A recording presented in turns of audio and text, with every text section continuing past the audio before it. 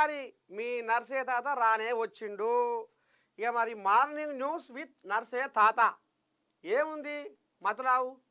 ఇక దునియా మీద మరి ఏం జరుగుతుంది, ఎట్టట సంగతి ఏంది ఏం కథ అనేది మరి రాయవారి శుద్ధులు మనం ఇవాళ ఎరక చేసుకుందాము. ముందుగాల మహాపత్రిక మహాపత్రిక మహాపత్రికలో ఏం రాసుకొచ్చిరయ్యా, మళ్ళీ స్టాలినే తమిళ ప్రజల మొగ్గు అటే, సర్వేలన్నీ స్టాలిన్ వైపే. కోయిలా మరి బాగానే తిప్పలబడుతుంది. ఇక దక్షిణ భారతదేశానికి అన్యాయం జరుగుతుందని ఈ నియోజకవర్గాల పునర్విభజన కథ ఏందో బాగా సురుకు పెడుతుంది బీజేపీ ప్రభుత్వానికి, కేంద్రానికి. ఇక షెడ్డో పాటు ఇక్కడ కొన్ని కోయిలాగలు పక్కగా ఉన్న కోయిలాగలు కూడా దండ కలుపుకొని తిప్పల పడుతుంది కోయిలాగా. మరి ఇక రేపో మాపో మన ఎలక్షన్లు రాబోతున్నాయి కాబట్టి ఇక మా అంటే అతరబుత్తర ఏడాది ఉన్నాయో లేవో ఇక మళ్ళీ కోయిలాగు మొగ్గు ఇటే అని సర్వేలు చెప్తున్నాయి అట. సరే, యాంకర్ విష్ణుప్రియకు హైకోర్టులో షాక్. కేసు కొట్టేయడం కుదరదు, దర్యాప్తునకు సహకరించాలన్న హైకోర్టు.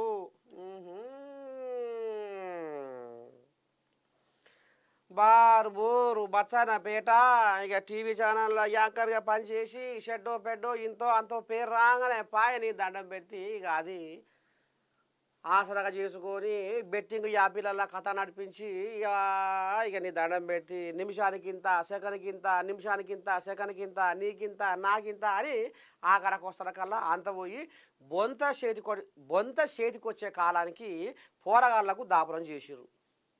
పోరగాళ్ళను బుదరగించి ఇది ఇట్లా అదట్లా కులుకులతోటి ఒలుకులతోటి చిత్రలేఖకుని కంచెలో కులుకులొలికిన కలిగివా, శిల్ప భావన ఉలిమన నాట్యాల సిగ్గులొలికిన ముగ్ధ మోహినివా అన్నట్టుగా గిసవంటి ఏషాలేసి గిసవంటి శిల్క పలకులు వాళ్ళకి పోరగాళ్ళని ఉత్త పుణ్యానికి ఆగమట్టించి ఇంకా అది అయింది కాక పోలీసు వాళ్ళు పసిబట్టి కేసు పెడితే ఈమె లేదు నా మీద మియాపూర్ పోలీసు వాళ్ళు ఎఫ్ఐఆర్ చేసిర్రు, అది కొట్టేయాలని కోర్టు మెట్లెక్కిందట ఈ రామసక్కని తల్లి.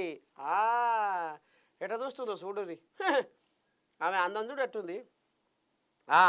ఇక ఈ తల్లి ఇప్పుడు హైకోర్టు మెట్లెక్కితే హైకోర్టు ఏం చేసిందయ్యా, షాక్ ఇచ్చింది గట్టిగానే. ఇక ఈమె ఇప్పుడు కుర్తిన పడ్డ ఎలుకోలే కింద మీద కింద మీద కింద మీద ఎట్లా ఇక మొత్తానికైతే బెట్టింగ్ యాప్లల్లా అమ్మ దొరసారి బాగానే మట్టసంగా సంపాదించుకుంది. పరుసు పోరగాళ్ళు అయితే ఇక ఈమె మాటలు, ఈమె శుద్ధపూస పలుకులు, ఈమె శిల్క పలుకులు ఈని పోరగాళ్ళు ఉత్త పుణ్యానికి బోర్ల పడ్డట్టు అయింది. ఇంకో గీ యాపు గిది గిట్లా గీ ఆట ఆడుర్రి, గీ ఆన్లైన్లో గీ ఆట ఆడితే మీకు బొచ్చడి పైకం వస్తుంది, బాగా సంపాదిస్తారు, పెద్ద బంగ్లాలు కడతారు, పెద్ద కార్లల్లో తిరుగుతారు అని మోసపూరిత మాటలతోటి ఈమె స్వార్థానికి ఈమె పైసకు మరి ఇక గా రకంగా జనాల సొమ్ము పాడు చేసింది. పోరగాళ్ళు ఈ బెట్టింగ్ యాప్లల్లా భూములు, జాగలు, ఆస్తులు, దాచుకున్న పాకెట్ల పైసలు మొత్తం ఖాళీ అయినాయి. ఇక ఈ సక్కని తల్లి మరి బెట్టింగ్ యాప్లలో దొరికి ఇక ఈ రకంగా ఇప్పుడు హైకోర్టులో దెబ్బలు పడవలసి వచ్చింది తల్లి. ఇక గిది కథ. అయితే ఎప్పుడైనా పాపం పంట పంతే ఎవడు కూడా ఆపలేడు. పాపం అనేది పంట పంతే అది ఎప్పటికీ దాగదు ఆగదు అనేది మనం జర్ర ఎరక చేసుకోవాలి. చలో, సీఎం రేవంత్ రెడ్డిని కలిసిన బీఆర్ఎస్ ఎమ్మెల్యే ఇదెక్కది కోలాగా. త్వరలో కాంగ్రెస్లోకి కొత్త ప్రభాకర్ రెడ్డి. బీఆర్ఎస్ దుబ్బాక ఎమ్మెల్యే కొత్త ప్రభాకర్ రెడ్డి ముఖ్యమంత్రి రేవంత్ రెడ్డిని కలిసిండట. ఇక ఈ సందర్భంగా తన నియోజకవర్గమైన దుబ్బాకలో యంగ్ ఇండియా స్కిల్ యూనివర్సిటీని ఏర్పాటు చేయాలని సీఎంను బీఆర్ఎస్ ఎమ్మెల్యే కోరిండట. ఇక దీనిపై రేవంత్ రెడ్డి సానుకూలంగానే షెడ్డో పాడో చెప్పిండు అనేది ముచ్చట వినపడుతుంది. చూడాలి మరి ఈ కోలాగా త్వరలో మరి కారు దిగి మరి చేతికి షేకాండ్ ఇద్దామని అనుకుంటుందా, లేకపోతే నిజంగానే షెడ్డో పడ్డో మరి ఇడంగా జర రాసుకొని పూసుకొని తిరిగితే ఏమన్నా పనులు అవుతాయా, ఆశ ఇదా అదా అనేది ఇంకా జర్ర కొన్నాళ్ళు అయితే బయటపడుతుంది. చూద్దాం రేపు రేపు కొత్త ప్రభాకర్ రెడ్డి మరి కొత్త నిర్ణయం ఏం తీసుకోబోతుండో ముందు ఇందాం. ఇంకో ఇక్కడ మోస్ట్ పవర్ఫుల్ రేవంత్. ఓహో, మోస్ట్ పవర్ఫుల్ రేవంత్. ఏడాదిలో 11 స్థానాలు ఎగబాకిన సీఎం. ఇండియన్ ఎక్స్ప్రెస్ టాప్ 100 జాబితాలో రేవంత్. సామాన్యుల నేత, న్యాయం కోసం ఎవరినైనా ఎదురించే డేరింగ్ లీడర్ సీఎం రేవంత్కు 28వ ర్యాంకు. టాప్ 100లో చోటు దక్కని KCR. KTR, Kishan Reddy south సీఎంలలో బాబుకు 14, సిద్ధరామయ్యకు 20, స్టాలిన్కు 23, విజయన్కు 41 ర్యాంకు. ఇక రేవంతమయ్య మరి ఏంది ఏం కథ ఎట్టెట సంగతి అంటే ఇక ఇప్పుడు ఒక సంస్థ ఇండియన్ ఎక్స్ప్రెస్ అంటే దేశంలో అత్యంత శక్తివంతులైన లీడర్లు ఏంది ఏం కథ అంటే మరి సీఎం రేవంత్ 28వ స్థానానికి చేరుకుండాట. గతంలో 38వ ర్యాంకు ఉంటే ఇప్పుడు దాన్ని బ్రేకు చేసి 28వ ర్యాంకు అందుకున్నాడు అనేది ఇప్పుడు జాబితాలో తేడతెల్లమైందట. ఇండియన్ ఎక్స్ప్రెస్ టాప్ 100 జాబితాలో రేవంత్ సామాన్యుల నేతగా పేరు తెచ్చుకున్నాడు. 38వ ర్యాంకు నుంచి 28వ ర్యాంక్ కాడికి వచ్చిండు అంటే ఇక ఇంట్లో ముఖ్యంగా మరి కథ మాత్రం ఏంటంటే షెడ్డో పడ్డో ఇప్పుడు రైతులకు మరి ఇక ఇప్పుడు 21,000 కోట్ల పైకం నిన్న అందించే కదా. ఇక అది కూడా కొంచెం ఇళ్ళకు జర ఈయనకు కొంచెం రైతుల పక్షాన కూడా ఈయన షెడ్డో పడ్డో ముందర పడుతుండు అనేది. ఇక ఆడక్కలకు ఇప్పుడు మహిళా స్వయం సహాయక సంఘాలకు పవర్ ప్లాంట్లలో కూడా మరి ఈయన జర్ర కొంచెం ఆడోళ్ళ దిక్కు కోటి మందిని కోటీశ్వరాలను చెయ్యాలి అనేది కూడా బాగా ప్రచారం అయింది కాబట్టి ఇది కొంత ఈయనకు జర్రంత అక్కడికి వచ్చిందట. ఇక పోతే ఈ యంగ్ ఇండియా స్కిల్ యూనివర్సిటీ అనేది ఏదో ఉన్నది కదా, దాని పేరు మీద మరి పోరగాళ్లను నిపుణులుగా తీర్చిదిద్దేందుకు మరి రేవంతమయ్య కంకరం కట్టుకుండు అనేది కూడా ఇది కూడా బయట జర ఆడంగా ఈడంగా పొక్కేసరికి ఈ ప్రచారం ఊపందుకుంది అనేది గుసగుస పడుతుంది. అందుకనే ఇక షెడ్డో పడ్డో ఇవన్నీ ఈయనకు కలిసి వచ్చినాయి అనేది బయటికి వస్తుంది. ఇక ఇంట్లోనే ఇంకో తంతు ఏందయ్యా అంటే ఇక ఈయన ఇప్పుడు షెడ్డో పడ్డో ఈ కోయిలాగా ఉరుకులో పెడుతుంది కదా. దక్షిణ భారతదేశంలో మనమంతా ఏకతాటి మీద ఉండాలి, మనమంతా ఒకే మాట మీద ఉండాలి, ఏది ఏమైనా ఈ నియోజకవర్గాల పునర్విభజనను దీని అంతేందో దీని కథ ఏందో చూద్దాము అనేది ఇప్పుడు ఇవన్నీ బదులుకుంటున్నాయి కదా ఇలా. ఇక ఈయనకు ఇక ఈ పెద్ద మనిషి కూడా రేవంత్ కూడా మొన్న వయ కదా, చెన్నైకి వయ కదా. ఇక పోయి షెడ్డో పడ్డో ఈయనది కూడా ఆడ కథమతలు అవేంది ఈయన గాంభీర్యము అక్కడ దూకుడు అదంతా చూసే వరకల్లా అమ్మ ఇది కూడా పెద్ద మనిషి బాగానే తండ్లాడుతుండు అనేది కూడా ఇది కూడా లెక్కల పడ్డదట. అందుకనే మొత్తానికి 38వ ర్యాంకు నుంచి 28 ర్యాంకు అందుకున్నాడు సీఎం రేవంత్. అందుకనే ముఖ్యమంత్రి రేవంత్ రెడ్డి ఇండియాలోని పవర్ఫుల్ లీడర్ల జాబితాలో పైకి ఎగబాకుతున్నారు. గత ఏడాది కన్నా తన ర్యాంకును మెరుగుపరుచుకొని ఏడాది కాలంగా మరింత శక్తివంతంగా మారాడు. ముక్కుసూటిగా ఉన్నది ఉన్నట్లుగా మాట్లాడడం, దేనికి లొంగకపోవడం, సామాన్యుల కోసము ఎవరినైనా ఎదిరించడం వంటి డేరింగ్ డాషింగ్ లక్షణాలే ముఖ్యమంత్రి రేవంత్ రెడ్డిని ఇండియాలోని మోస్ట్ పవర్ఫుల్ లీడర్లలో 28వ ర్యాంకులో నిలిపాయి అనేది కూడా మరి ఒక సర్వే ఈ రకంగా తేడతెల్లం చేసిందట. ఇది కథ.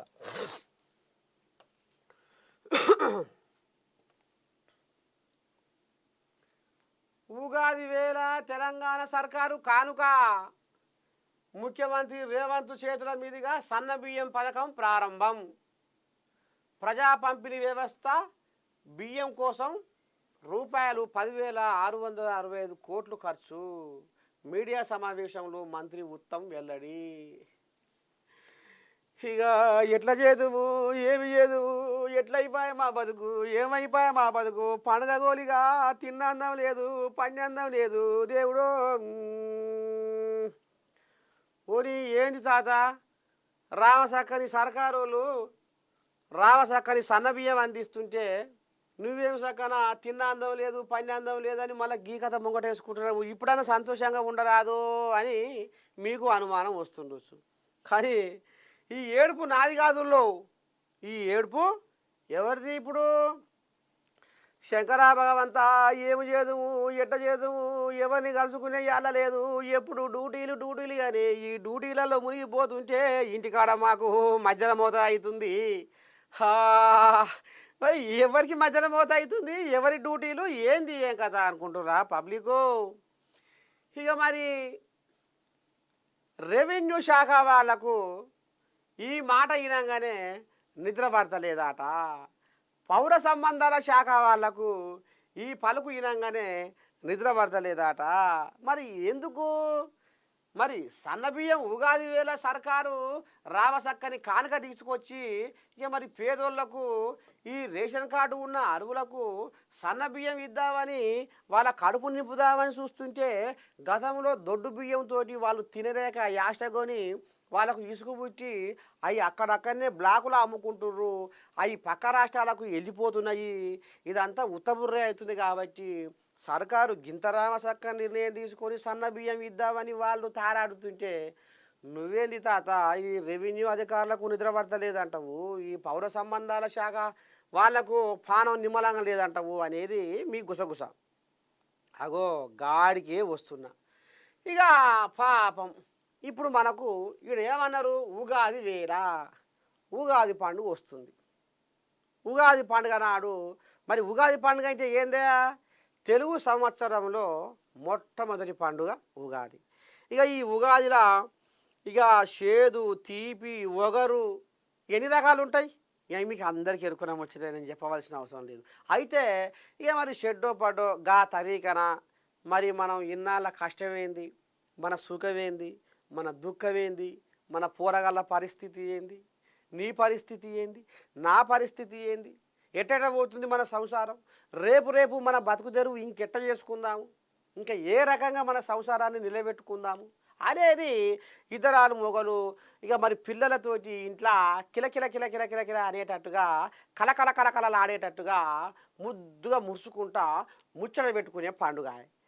షెడ్డో పడో పచ్చడి తాగి ఆహా అని ఈ రకంగా మంచిగా మరి చూడసకదనంగా చేసుకునే పండుగ.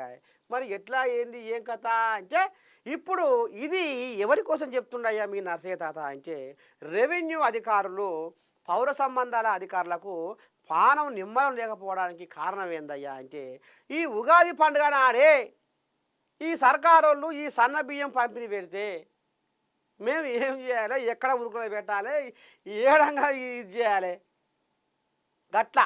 అందుకనే ఇక ఇటు అటు ఉరుకులో పెట్టే కాలమే ఉంది. ఉగాది పండుగ నాడన్నా జర నిమ్మలంగా ఉందామంటే పండుగ పూట నిమ్మలంగా ఉందామంటే ఇగో గీ కథ ముంగటేసిరేంది అని ఇక జర్ర అంతా రెవెన్యూ అధికారులకు పౌర సంబంధాల అధికారులకు పానం నిమ్మలం లేకుండా అయిందటనులా. ఉగాది పండుగ రోజు మరి ఇక షెడ్డో పాడో భార్య పిల్లలతోటి సంతోషంగా గడిపి ఇక మరి ఇంత ఉగాది పచ్చడి తాగి నిమ్మలంగా ఉందామంటే ఈ సర్కారు వాళ్ళు ఉగాది పండుగ నాడే ఈ సన్న బియ్యం పెట్టిర్రు, ఈ సన్న బియ్యం పంపి అని పెట్టిర్రు. ఇక మేము ఎక్కడ ఉరుకులో పెట్టాలి, ఏడ వండుకోవాలి, ఏడ ఉండాలి, ఏంది ఏం కథ అనేది జర్ర గీళ్ళకు కొద్దిగా అంత పానం జర్ర సొసాయిస్తలేదట నొల్ల. మొత్తానికైతే ఇక మరి సన్న బియ్యం కథ మాత్రము ఇక సర్కారు ముంగటేస్తుంది. చూద్దాం రేపు ఇక అందరూ కడుపు నిండా తిని నిమ్మలంగా ఉంటారేమో అనిపిస్తుంది. చలో అయితే ఇప్పుడు ఇక్కడ మనం ఒకటి చెప్పుకోవాలి. మహాపత్రికలో నిన్న మహాపత్రికలో ఒక వార్త వేసింది. ఆ వార్త ఆ సూర్యాపేట మేళ్ళ చెరువు మొత్తం మోతమోగింది. ఇక అది ఎంఆర్ఓ కంచె పడ్డది. అసలు ఏంది ఏం కథ అంటే ఒక్కసారి మనము ఈ కథ మతలం ఏందో చూసుకుందాము.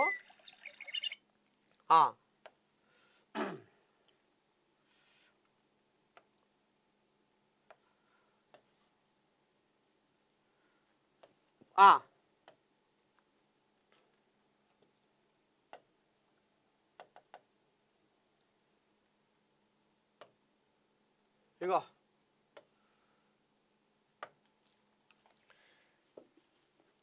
సమయ పాలనతో నాకు అవసరం లేదు. ఎవరంటున్నాయ్యా ఈ మాట అంటే సూర్యాపేట జిల్లా మేళ్ళచెరువు రెవెన్యూ శాఖలో అవినీతి చాపకంది నీరులా పాకిపోతుంది.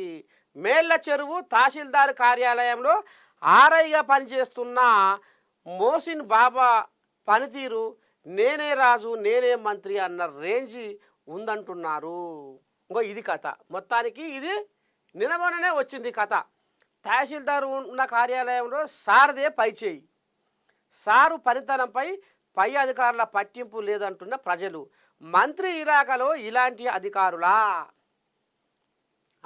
అయితే ఈ సూర్యాపేట జిల్లా మేళ్ళచెరువుల మోసిన్ బాబా అనేట ఆయన మీద నిన్నమొన్న మహాపత్రిక ఇగో ఈ రకంగా రాసుకొచ్చింది. సమయ పాలనతో నాకు అవసరం లేదంటుండు ఎవరు? ఆర్ఐ మోసిన్ బాబా. ఇక ఈ మొగ ఆయనకు ఇక ఎంత పెద్ద లీడర్ అయినా ఏమి లేదు, ఎంత పెద్ద అధికారి అయినా ఏమి లేదు, యశవంటోళ్ళు అయినా ఏమి లేదు, నన్ను ఏం చేయలేరు, ఏ పత్రికోళ్ళు ఏం చేయలేరు, ఏ ఛానల్ వాళ్ళు ఏం చేయలేరు, నాకు అడ్డే లేదు, ఇలా నేనే మంత్రిని నేనే రాజును నా ఆఫీసులో అన్నట్టుగా ఇక ఈ మొగ ఆయన జర్రంతా అధిక తెలివితోటి అహంకారంతో పోయిందట. మరి అహంకారం ఏం చేస్తుంది? మనిషి జీవితానికి ఏం చేస్తుంది? దోషిత్ర గాచారం తీసుకొస్తుంది. అయితే ఇప్పుడు అదే జరిగింది. ఇక ఈ మహాపత్రికలో ఇదంతా సూర్యాపేట జిల్లా మాత్రం వెలిచిపారింది. ఇక లాస్ట్కు ఇగో ఏమైందో చూడు కథ. ఇగో ఇది ఇయ్యాల్టిదే, మీకోసం నేను పట్టుకొచ్చిన ఇగో ఇది ఇయ్యాల్టి పేపరే. ఇక ఇంట్లో మహా ఎఫెక్టు. మేళ్ళచెరువు ఆర్ఐపై వేటు. మోసిని బాబాను విధుల నుండి తొలగించిన తహసీల్దారు జ్యోతి. ఏమైంది? నేనే మంత్రి నేనే రాజు నేనే అమ్ముకుదారిని నా ఆఫీసుకు, నేను చెప్పిందే వేదము. ఇక మరి ఎందుకు ఇంత కథ నడుస్తుందో ఎట్లా ఏంది ఏం కథ అంటే ఇక నిన్న రాజీవ్ వికాసు ఏదో ఉండే కదా, సర్కారు పెట్టే కదా రాజీవ్ యువ వికాసం అని. ఇక దానికోసము అప్లై చేసుకుంటేందుకు కొంతమంది ఆఫీసుకు పోయిర్రట. అంత మురుపు కూడా గిట్నే ఇక రెవెన్యూ ఆఫీస్ అంటే ఎన్ని పనులు ఉంటాయి? 1,15,00,000 పనులు ఉంటాయి. ఇక నా అసొంటోళ్ళు మీ అసొంటోళ్ళు రైతులు కూలీలు వాళ్ళు వీళ్ళు ఇక మరి ఆఫీసుకు పోయి షెడ్డో పాడో పని చేసుకోవాలని చేపించుకోవాలని. అయితే ఈ మోసిని బాబా అనే మోతవారి ఎవరిని కూడా లెక్క చేయకుండా పాపం ఆడివరగాళ్ళు గిట్నే ఏదైనా పని మీద పోతే వాళ్ళని 7 కాడికి దులపరిస్తుండట. అంటే గింతనన్నా మర్యాద లేకుండా మాట్లాడుతుండట. మరి అదే ఆయన అక్కో ఆయన చెల్లో ఉంటే గిట్నే మాట్లాడతాడా? గిదే వ్యవహారం ఉంటుందా? ఏడికి పడితే ఆడికే మాట్లాడుతుండట. ఆడివరగాల మీద కూడా నువ్వు గింత దురుసుగా మరి గింత కాయగొరకుడు మాటలతోటి నువ్వు కాలం ఎలా తీస్తున్నావు అంటే ఏంది నీ కథ నీ కార్ఖానా అనేది ఇక అక్కడ జనాల దృష్టికి వచ్చింది. నేను పత్రికలో ఇగో ఇయ్యాటదే ఇది. నిర్లక్ష్యానికి అవినీతికి కేరాఫ్గా ఆరోపణలు ఎదుర్కొంటున్న సూర్యాపేట జిల్లా మేళ్ళచెరువు రెవెన్యూ ఇన్స్పెక్టర్ మోసిన్ బాబాపై వేటు పడింది. ఆర్ఐ అవినీతి ఆరోపణలపై మహాపత్రికలో ప్రత్యేక కథనం ప్రచురితం కాగా జిల్లా ఉన్నతాధికారులు సీరియస్ అయ్యారు. ఇక ఆర్ఐ మోసిన్ బాబా ప్రవర్తనపై పలుమార్లు హెచ్చరించిన మార్పు రాలేదని మహాపత్రికలో అతనిపై ఉన్న ఆరోపణలు ప్రచురితం కావడంతో తహసీల్దార్ జ్యోతి చర్యలు తీసుకున్నారు. ఇగో ఇది మహా ఎఫెక్టులో ఇగో ఇప్పుడు ఈయన కథ మొత్తానికి ఇప్పుడు ఇక ఉద్యోగానికి పంగనామాల కాడికి వచ్చింది కథ. ఇక మేళ్ళచెరువు తహసీల్దార్ కార్యాలయంలో ఆర్ఐగా పనిచేస్తున్న మోసిన్ బాబా పలు అవినీతి ఆరోపణలతో పాటు రాజీవ్ యువ వికాసం పథకం అప్లై కోసం వచ్చిన మహిళలతో కూడా అసభ్యకరంగా ప్రవర్తించాడు అంటూ ఆరోపణలు వచ్చాయి. ఇటీవల కాలంలో స్థానిక మండల కేంద్రానికి చెందిన కొందరి దగ్గర లంచం కూడా తీసుకున్న వాస్తవాలు బయటకు వచ్చినాయట. ఇక ఈ రకంగా ఉండేసరికి ఇక లాభం లేదు, ఇది ఈడబోయి ఆడబోయి ఇంకా అక్కడ పోతుందో ఏమో పెద్దోళ్ళ కాడికి అని ఇక ఎంఆర్ఓ జ్యోతి ఇక ఈయనకు షెడ్డో పడ్డో విధుల నుంచి దూరంగా పెట్టింది అనే కథ వినపడుతుంది. చూద్దాం ఒక్కసారి అసలు ఏం జరిగింది, ఎట్లా ఎట్టేట సంగతో ఒకసారి మనము ఇప్పుడు ఆ ఎంఆర్ఓతో మాట్లాడే ప్రయత్నం చేద్దాము. ఎంఆర్ఓ జ్యోతి మేడం ఏమంటది, ఏంది ఏం కథ అనేది మనం విందాం ఇప్పుడు.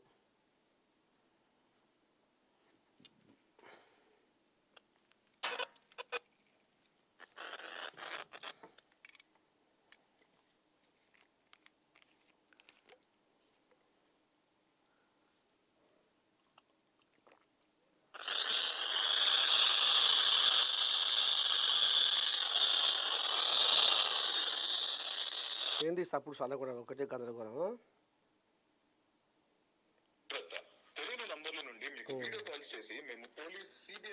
మెల్ల చెరువు ఎంఆర్ఓ జ్యోతి ఒకసారి ఏమంటారో నేషనల్ సైబర్ హెల్ప్ లైన్ 1930 కి ఫిర్యాదు చేయండి. ప్రజా ప్రయోజనార్థం జారీ చేసిన వారు మినిస్ట్రీ ఆఫ్ హోమ్ అఫైర్స్. ఈ నంబర్ మనుగడలో లేదు. ఓని పాయ చేసిన నంబర్ సరి చూసుకోండి. ఇదెక్కడి కథ?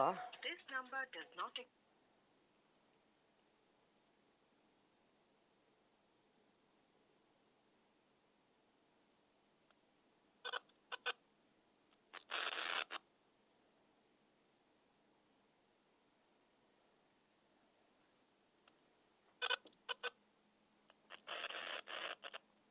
సరే ఈ నెంబరు ఇక అది లెక్కన లేదని చెప్తుంది ఆమె. ఇక మొత్తానికైతే ఇక గీ రకంగా జరిగింది కథ. ఇక ఆయన ఓ మాట అన్నాడట. ఏమన్నాడట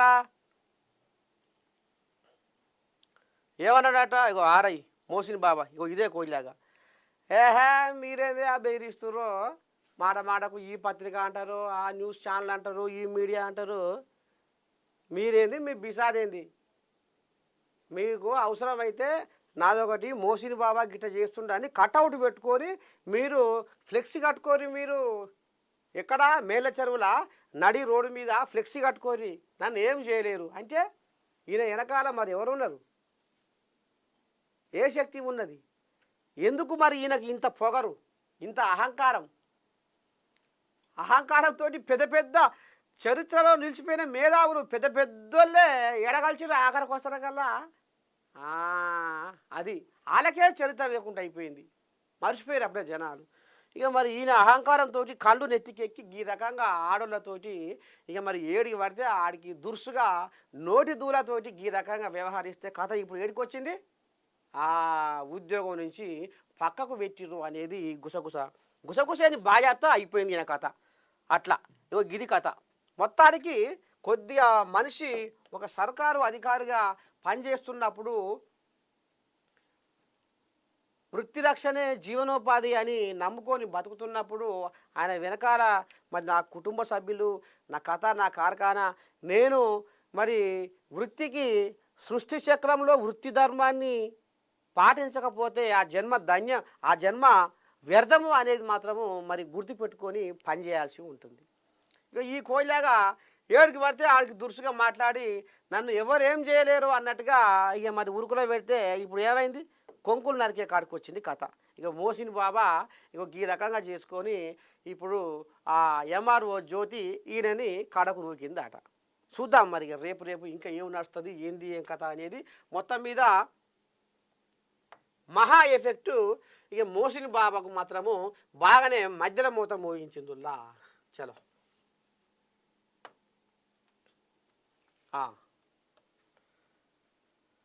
ఇందిరమ్మ ఇచ్చిన భూములకు రేవంతు వేలము ఎవరిది ఇదే. నమస్తే తెలంగాణ. ఇందిరమ్మ ఇచ్చిన భూములకు రేవంతు వేలము అని ఇది రాసుకొచ్చిర్రు. అయితే ఇప్పుడు మనం ఒకటి చెప్పుకోవాలి ఇక్కడ.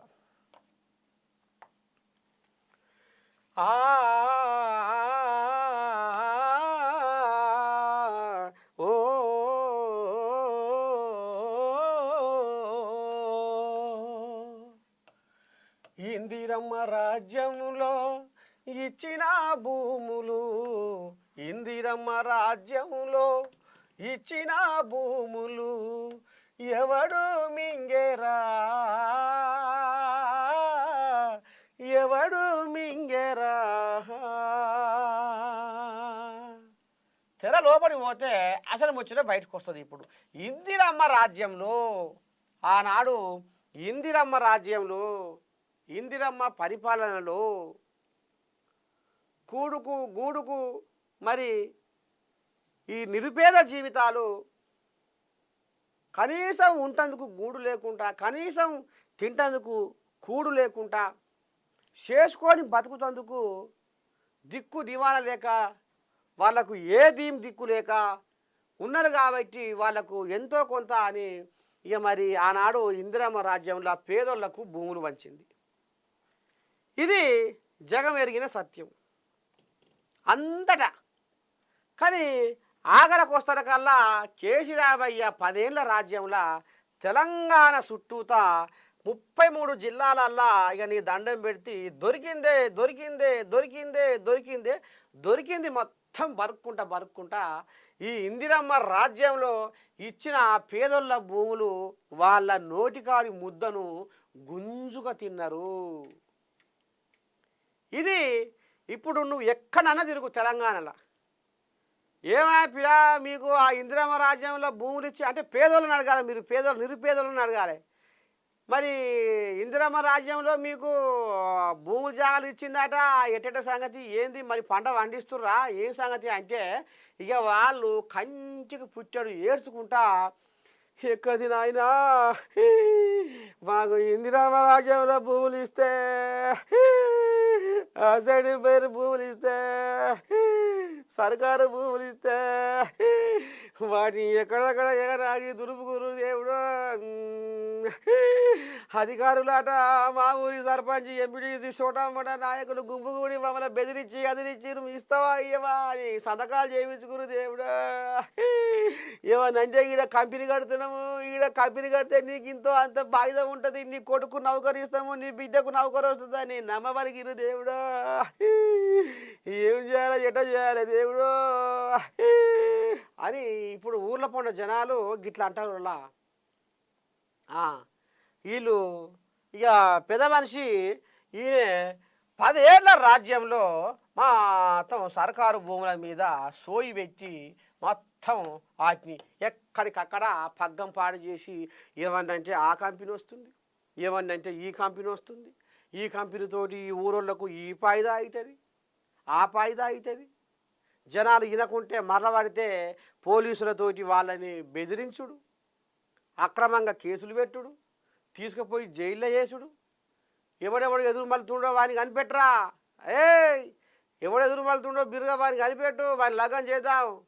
ఏమయ్యా ఎస్ఐ చెప్పేది నీకు కదా, నడువు పలానోడు ఎగురుతున్నాడ గుంజుకపోయి లోపడాయి ఇగో గిట్ల బెదిరించి ఈ రకంగా చేసి అమ్మకు తెలవకుండా కొడుక్కు తెలవకుండా తండ్రి తెలవకుండా బిడ్డకు ఈ రకంగా వాళ్ళు భర్త బాయికాడు ఉంటే భార్య ఇంటికాడు ఉంటే మీ భార్య చెప్పింది ఈడికే వచ్చినాము సంతకం చేయి అని కంపెనీ పడుతుంది అని ఆ రకంగా ఉద్దారకం చేసి భూములు గుంజుకున్న చరిత్ర ఎవరిదయ్యా అంటే కల్వకుంట్ల కుటుంబానిది అని తేట తెల్లమవుతుంది. ఇది అక్షరాల సత్యము. పోదాం పారి ఊర్ల పొండ తిరుగుదాము. ఇందిరమ్మ రాజ్యంలో పంచిన భూములు ఇవాళ ఏ భూముల మీద ఎవరున్నారు? ఆనాడు వంచిన భూముల మీద నిజంగానే ఈ పేదోళ్ళు కష్టం చేసుకొని బతుకుతుర్రా, పంట చేసుకొని బతుకుతుర్రా, వాళ్ళకు జీవనోపాధి అదే అవుతుందా? ఎక్కడెక్కడ ఏ కంపెనీలు కట్టిరు, ఎక్కడెక్కడ ఏ బకాసురుడు కబ్జా పెట్టిండు, ఏం జరుగుతున్నది? ఇప్పటికీ పేదోళ్లకు కంటి మీద కొనుక్కులు లేకుండా పాపము ఇంతో అంతో దిక్కుగా ఉన్న భూమి గుంజుకున్నది. ఎట్లా బతకాలి, ఏం చేయాలి? వాళ్ళ కుటుంబంలోనే వాళ్ళకే పంచాయతీలు పెట్టి ఏదైతే ఆ ఊళ్ళే చోటా మోటా నాయకులతోటి, ఆ సర్పంచ్ ఎంపీటీసీలతోటి వాళ్ళకు కమిషన్లు వంచి ఈ కక్కుర్తి పనిచేసి ఇందిరమ్మ రాజ్యంలో పంచిచ్చిన భూములు గుంజుకున్న చరిత్ర కల్వకుంట్ల కుటుంబం వల్లది కాదా అనేది ఇవాళ నేను గుర్తు చేస్తా ఉన్నది. రారి చర్చకు రారి, మొదలు పెడదాం. గిసవంటి కథ ఉద్దారకం చేసి ఇప్పుడు ఎట్ట బదనామం చేయాలి, ఏ రకంగా ఇది చెయ్యాలి, ఎట్లయితే మనల్ని జనాలు నమ్ముతారు? ఇంకా మనం ఏం చెయ్యాలి? ఇక రేపాట ఆడ సభ పెడుతుర్రట. ఓ బార్ ఊరు బచ్చరపేట మమ్మల చూడురి, మా అందాల చూడురి, మేము చేసిన ఉద్ధారకం అది ఇది అని ఇంకా రేపు సభ పెడుతుర్రట. ఇక మరి ఆ సభ కాడికి పోతే ఇంకా ఏమేం కథలు బయటకు వస్తాయో జనాల కాడికి పోతే. గిసవంటి ఉద్ధారకం జరుగుతుంది. గిసవంటి వ్యవహారం చేసుకుంటా మళ్ళీ ఇప్పుడు ఏందిరా అంటే ఎప్పటాటే అన్నట్టుగా ఇందిరమ్మ ఇచ్చిన భూములకు రేవంత్ వీరమని గిసవంటి ఏషాలు వేస్తుర్రు. పంగనామాలెట్టి పంతులమని చెప్పి దొంగ మాటలు నేర్చి దోసగా తింటుర్రు అనేది మరి కల్వకుంట్ల కుటుంబాలకు వర్తిస్తుంది. వాళ్ళు గతంలో పేదల ఉసురు పంచుకున్నారు, పేదల భూములు గుంజుకున్నారు. అది కథ. ఇంకేం రాసిరయ్యా వీళ్ళు?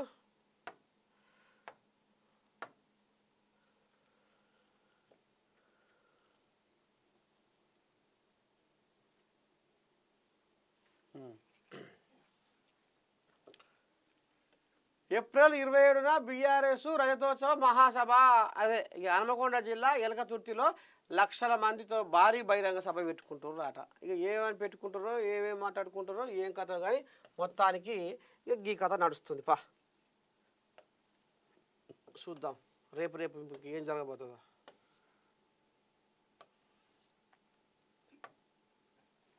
ఈనాడు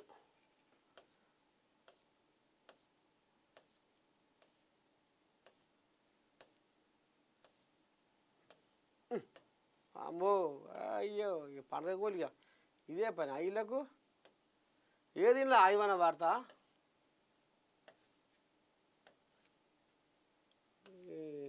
ఇలా ముచ్చటకాలు ఎక్కువ, అడ్వర్టైజ్మెంట్లే ఉన్నాయి. ఇక ఏవో ఇక నేను నుంచి కాదు పో.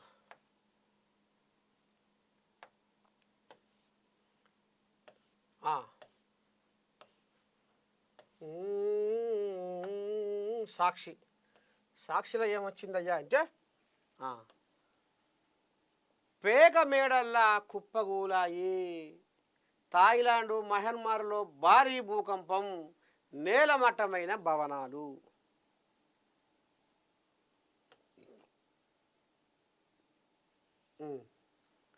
భారీ భూకంపం థాయిలాండ్ మయన్మార్లను అతలాకుతలం చేసింది.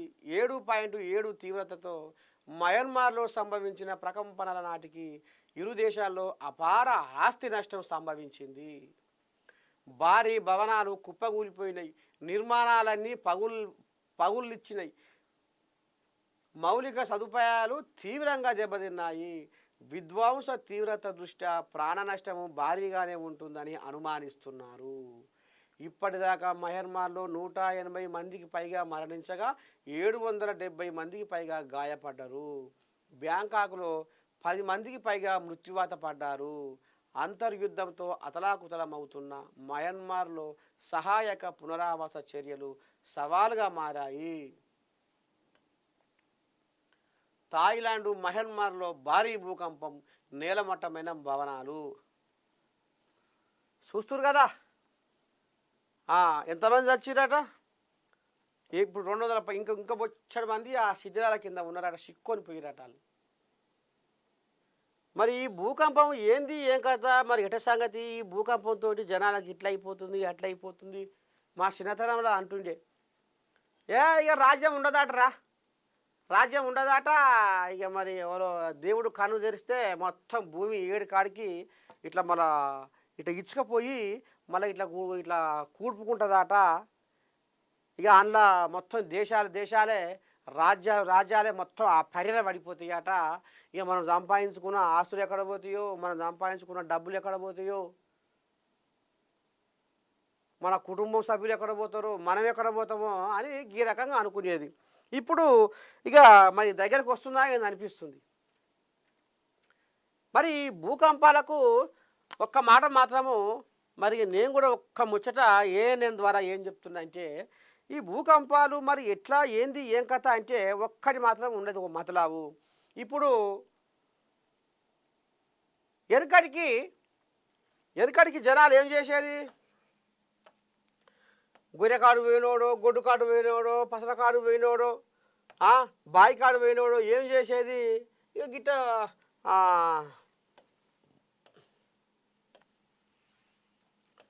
పోయినోడు దూపకు ఆఖరికి ఏం చేసేది, అప్పుడు బువ్వ కూడా గది ఉన్నది, అప్పుడు బువ్వ కూడా గది లేదా. ఇక రాగులో జొన్నలో ఇంత గడక కాసుకుంటే అది ఒక్క పూట తింటే ఆడికే మా ఎక్కువ. ఇక ఈ గొర్రెల కాడోళ్ళు, బర్రెల కాడోళ్ళు, ఎడ్ల కాడోళ్ళు, పసల కాడోళ్ళు, కూలి పని చేసుకుంటోళ్ళు, షెడ్డో పడ్డో కైట కూడా పోతోళ్ళు ఏం చేసేది అయ్యా అంటే ఈ ఊట శనిమేలల్లా నీళ్ళు తాగేది.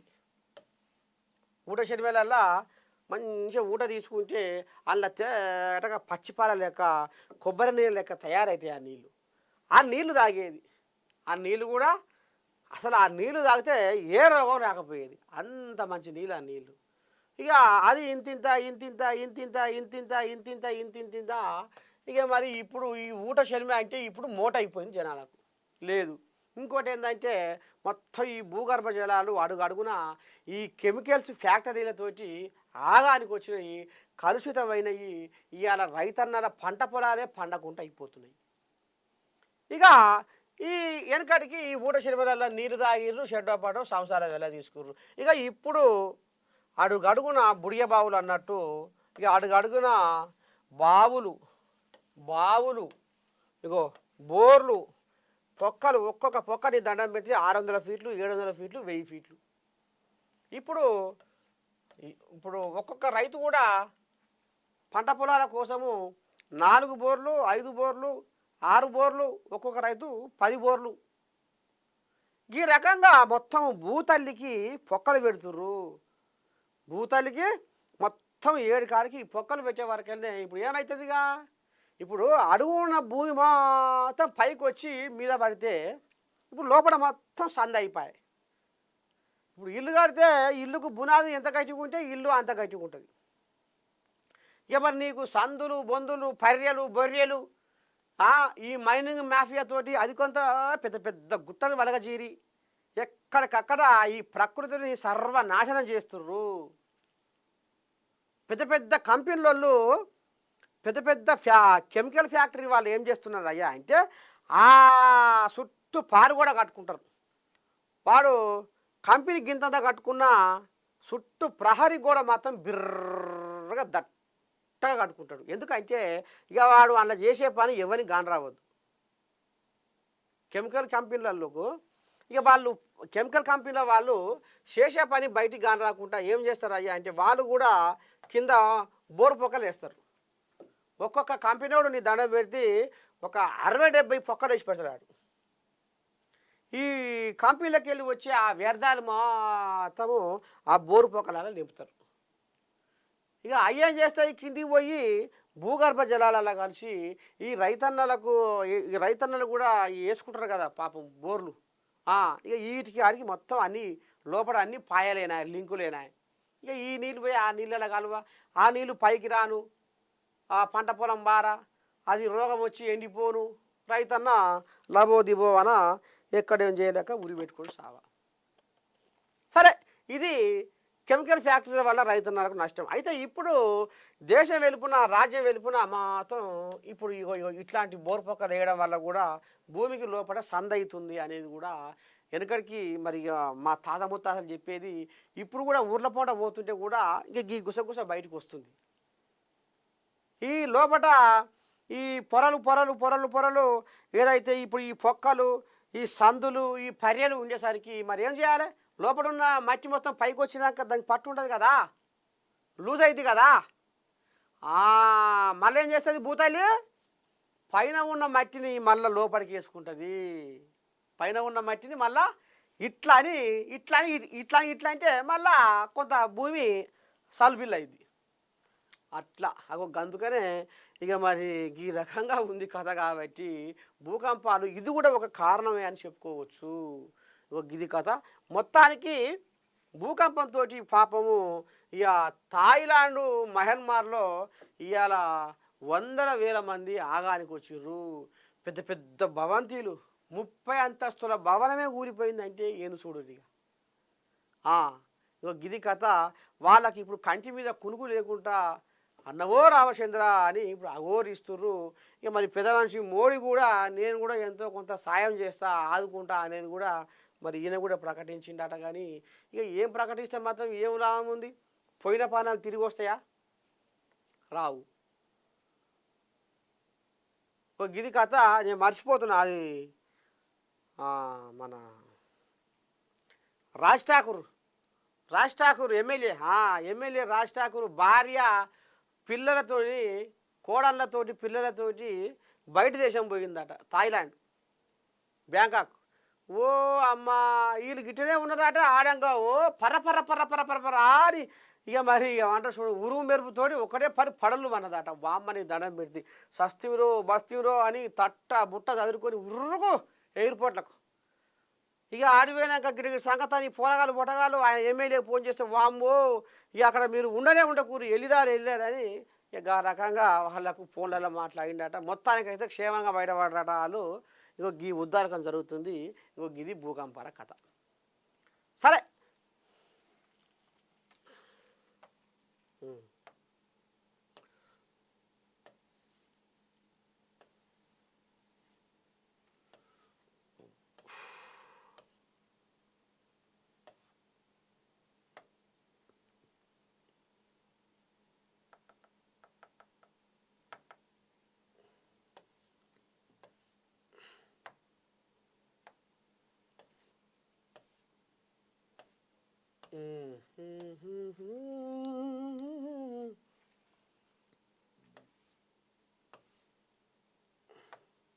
జ్యోతి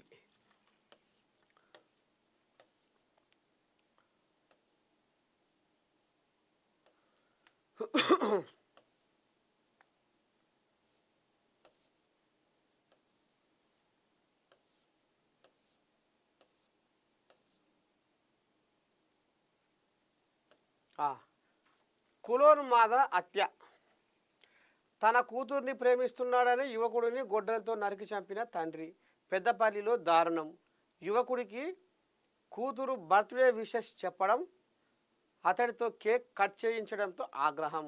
మధ్యాహ్నం నుంచి యువకుడి కదలికలపై దృష్టి. రాత్రి మిత్రులతో కలిసి మద్యం తాగుతుండగా దాడి చంపేస్తారేమోనని గతంలోనే హెచ్చరించిన యువతి.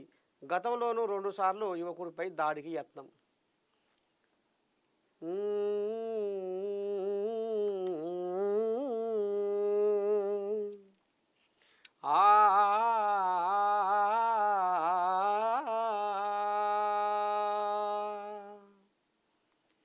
ఎంత పని చేస్తీవే ప్రేమ,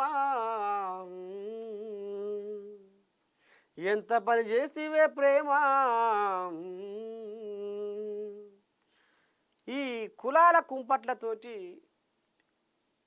ఇక ఇది ఎప్పటికీ ఉంటట్టుంది. ఇక ఇది ఏ చట్టాలు వచ్చినా, ఏం చేసినా, ఏ కోర్టులు ఏ తీర్పు ఇచ్చినా ఇక నిజమనే మస్తుగా చూస్తూనే ఉన్నాం రోజు పేపర్లలో, టీవీలలో.